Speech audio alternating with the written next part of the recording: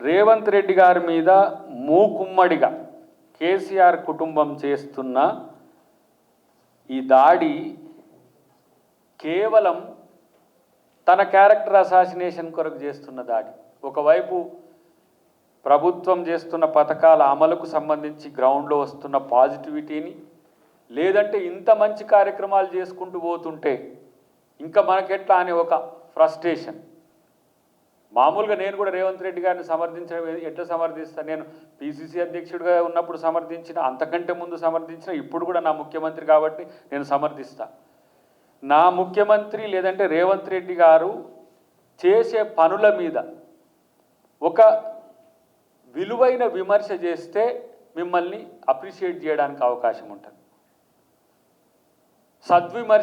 సద్విమర్శ కూడా కాదు, చేసే పనిలో తప్పులను కాకుండా తప్పులు లేకున్నా తప్పుడుగా చూపించడానికి ప్రయత్నం చేస్తూ, తప్పుడు ప్రచారాలు చేస్తూ, తప్పుడు వ్యక్తులతో కలిసి ఉంటూ ఇంత దిగజారి రాజకీయాలు చేయడం అనేది ఇప్పటికైనా మానుకుంటే మంచిది. లేదంటే నేనంటున్నా, ఇప్పుడు ఇది రాజకీయంగా జరుగుతున్న ప్రెస్ మీట్లు ఇట్లాంటివన్నీ కూడా మేము మీ భావాలు చెప్పడానికి చెప్తున్నాయి తప్పితే తర్వాత లీగల్ యాక్టివిటీ మొదలవుతుంది. దానికి సంబంధించిన చర్యలు ఎవరికి ఇప్పుడు మీరు ఇస్తలేరు. పిసిసి గారు మాట్లాడితే లీగల్ నోటీస్ ఇచ్చి ఇప్పుడు ఆ సోయి మాకు లేదా? రాజకీయాన్ని రాజకీయంగానే చూడాలనుకుంటున్నాం. రాజకీయాల్లో అనవసరమైన మనోడు వైట్ ఛాలెంజ్ చేసినప్పుడు హైకోర్టుకే పోయి స్టే తెచ్చుకున్నాడు. మేమేం స్టేల కొరకు రాలే. ఆ రోజు ఛాలెంజ్ చేసి మొన్నే వాడపోయి మేము ఇక్కడ ఉన్న రోజు ఆయన ప్రెస్ క్లబ్లో తొడగొట్టి కూర్చున్నాడు కదా. వైట్ ఛాలెంజ్ చేసిన రోజు తుర్రుమని పారిపోయినాడు. ఈయన ఛాలెంజ్లు చేస్తేనే ఉరికి రావాలి. కానీ ఇట్లాంటి ఉన్మాదకరమైన రాజకీయాల వల్ల, లేకపోతే తెలంగాణ రాజకీయాలు విద్వేషకరం చేస్తున్నారు. నిన్న కూడా చెప్పిన, తెలుగు రాజకీయాలను కూడా విద్వేషం చేస్తున్నారు.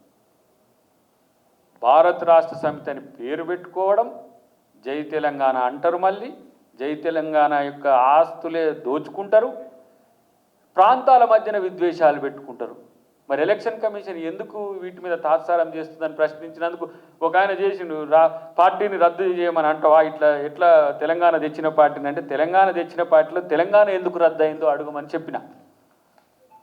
తెలంగాణ తెచ్చినమనే పార్టీని, తెలంగాణ అస్తిత్వమే, తెలంగాణ ఆత్మగౌరవమే, తెలంగాణలో స్వీయ పాలనే వాళ్ళ లక్ష్యమైతే తెలంగాణ అనే పదాన్ని ఎందుకు మరి తీసుకేసినరో వాళ్ళని అడగమని చెప్తే దానికి సమాధానం లేదు.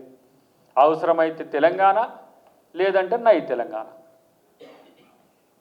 తెలంగాణలో పదవి కోసమేమో తెలంగాణ రాష్ట్ర సమితిని పెట్టుకున్నారు, వ్యాపారం కోసమేమో బీఆర్ఎస్ అని పెట్టుకున్నారు, బిజినెస్ రాష్ట్ర సమితి.